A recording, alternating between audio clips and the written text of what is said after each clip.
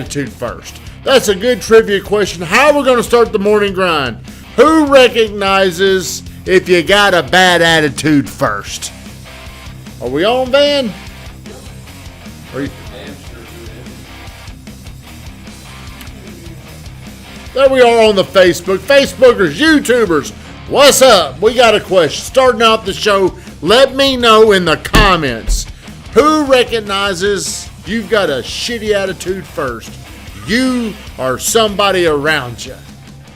What do you think? Someone else. What do you think? Definitely someone else. What do you think? Someone else. Yeah, see how he's answering that? Dude, you're slipping. You're slipping. Look. I mean, you're becoming more and more fucking disagreeable by the minute. I mean, it's starting to. It's real. Have you noticed it, Van? Maybe a little bit. Are you just saying that because I'm bullying you?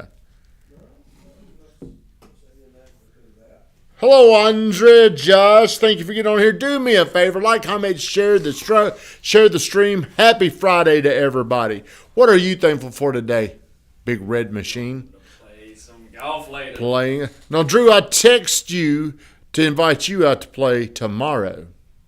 Are you going to play with me? 1 o'clock. I'm also thankful for Bonnaroo. Are you going? Yeah, tomorrow. God, are you going with him? No. Why not? I'm going with my sister. I don't do drugs. Yeah, There's no sense to go. Hey, will you answer this? It's Supercoach Michael Burt. It is being disagreeable. I don't know why all of a sudden, it's like, I don't know why all of a sudden you become disagreeable, but I'm not going to spend any more energy on worrying about that. Today, what are we talking about, Van? Why every time you get, it goes somewhere, it goes to zero. Let's break down how it really works. And you get to choose where you put that money first. So let's just say if you made $100, the government automatically gets a chunk of it. How much do they get, Van? Probably 30%. I mean, there's probably some hidden things in there y'all don't know about how they trick you. So your money at $100.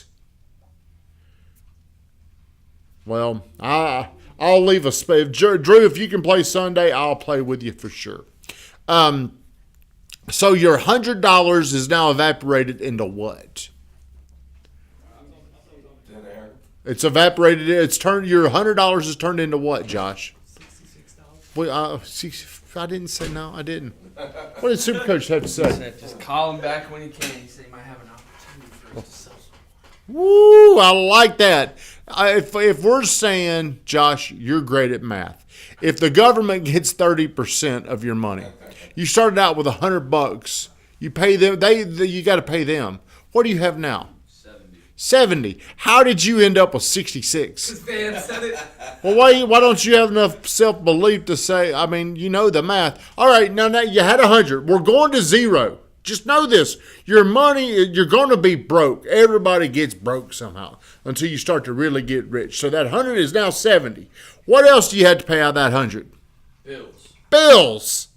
Okay, what are your bills? Now, we're going to take $100 as the scale, so you're not going to say, well, I got $2,000 worth of bills. But let's just say in comparison of $100, what percentage of your income goes to bills? 40. Is it that much? Could be. I would say more than that. All right, well, let's say he's right. It's 40% of 100. Right, yeah. So now that's... You have $70 spent towards taxes and bills, and you got $30 left. No, you started with 70, so you're going to do. So you have 70 minus 40 is $30. Good morning, Shawan. The rabbit is on here. Say what? So now we're down to how much? $30. You're down to $30 in this scale. We're on our way to zero. Now here's where your choices really start to creep in. What would be a good number of money to save? 20. 20%? Some people would agree with that. Hey, Dave Dutton, what's up, my man? 20% it's hard to save 20%. Very hard. Because you've got your government, those nice people. You got your, who is it? I gotta take it.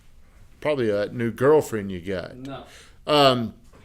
You got the government, they get their money or they put you in jail. Then you've got living expenses that you can't do anything about. Now, you could move more people in there to bring those down. Then you got fun. How much money do you spend on your fun? At least 10%, probably. 10%. So here's where the biggest difference is between, we were talking about this yesterday, Ed. Intelligence has very little to do with how rich you get. I know that doesn't make sense because people say, well, it's the smart people. It's really the emotionally intelligent people that can make better decisions that get rich. Does that make sense? So would you rather, let's say you got $30 left over, and I know this sounds like very little, but we started with a little number of $100. Out of that $30, how much needs to be spent on Broadway? How much of it needs to be spent in the bar? $5. Does any of it need to be, really, does any of it need to be spent? It really doesn't. But we're human and we like to have fun, and we like to, if we're single, we're going to go try to get laid, right? I mean, we're going to, and to do that, it costs a little money to ante into that game. You got to go somewhere. You got to take them on a date. You got to do these things. Okay, so at the end of the day, most people started with $100, the taxes, living expenses, the fun, and then you know what they actually do next?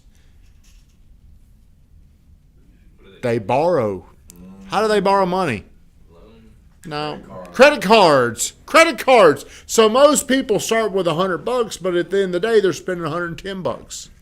And they're saving nothing. You know how I know this? Because I did it a long time. Whenever I started making the decision, now look, the most important money needs to go on me developing me. I've got to start like I got this fixed cost just as important as the government. I'm going to pay Coach Bird, or I'm going to pay Cardone. I'm going to pay these people that are going to help me go from 100 to 1,000. A lot easier to start saving money. So your target should be this. I need to put 10% into me. Am I worth 10%? The government's worth 30%. How much are you worth? Should be at least 10. Hello, Samuel. Thank you for getting on here. I don't think people understand this concept of you go broke. You go broke every single month. What are you deciding to do? What are your choices? Where's that money going? So like I've got to make sense of how am I gonna pay this $8,000 a month house payment. Okay, so a lot of people are gonna say you don't want to be house broke. Everybody goes broke, except the really rich people. Is it better to put money into the house, or is it better to put the money into beach vacations? What's better? What pays you back? Most of the money I've spent in my life, it comes with a zero return because I blew it somewhere. At least this house, I'm going to get that money back. The other things I can invest in, I'm probably going to get that money back, but the money that you give away, the money that you spend, the money you go to zero on, how much of that money do you ever get back? Hey, what a man! How are you doing today? I'm fantastic. Fantastic. So here's what I would be doing if I were you guys. I'm going to go broke every single month. At the end of the month, I'm probably getting behind. See, that's what it really sucks whenever you go into debt, because here's what really happens. If you spend $110, next month you're really starting off with $90. All right, sounds good. I'll talk to you soon.